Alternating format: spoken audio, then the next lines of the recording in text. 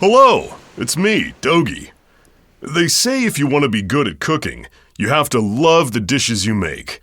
I absolutely agree. This is even truer when it comes to meat. If you want to be good at cooking it, you've got to love your steak. And I can tell you, I'm your man.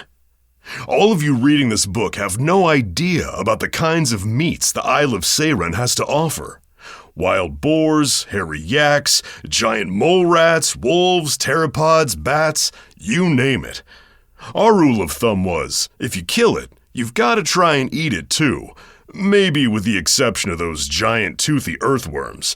Some of those critters were so-so, but others actually tasted real good. Back in civilization, our meat variety is greatly limited compared to YsVIII. In the end, though, meat's meat. So, when you roast any kind over the fire, you should follow the same basic principles. There's only a few. Don't burn your meat. It means keep the fire low and douse the flames if necessary. You do want your steak to cook through before it chars on the outside, right?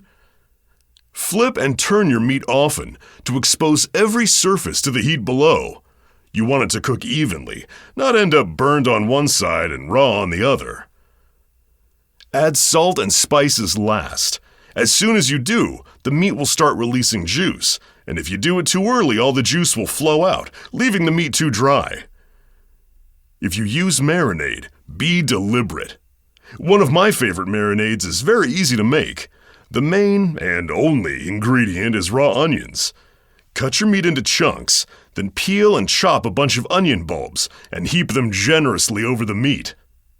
It helps to mix a little, so that every piece of meat is drowning in onions, you know? Keep the mix for a few hours, then roast the meat on skewers over the coals. Tastes great. Got that? Now that we're done with the main dish, let me tell you how to make tea.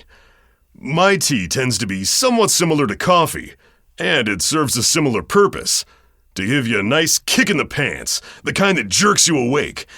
The best kind of tea is that smoky variety from down south.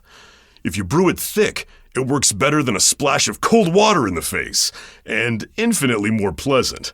I'm sure this was a go-to remedy for late risers before coffee was invented. The recipe is simple. Boil a kettle of water. Throw in a generous handful of dark tea leaves, up to your taste and depending on the amount of water you boiled. Just practice a few times. Optional. For an extra refreshing kick, add some mint or other strong-smelling herb. Just make sure it's not bitter. Wait 5 minutes, or until the liquid gets dark. If it doesn't, you haven't added enough tea, so give this one to Adol and start over. Pour out and drink. Or if you're wimpy about it, you can dilute it with hot water to a desired strength.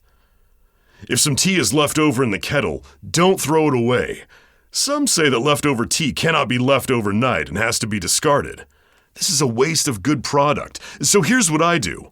The next day, when I start the fire in the morning, I give the leftover tea a nice extra boil. Now that's the kind of brew that really kicks you in the teeth. Once I actually had Thanatos finish the whole mug before he realized it wasn't coffee. Adol's not a fan, and he tends to like his tea weaker. If you ask me, he just needs to man up. He's really missing the whole point. I mean, dark tea. What's not to like?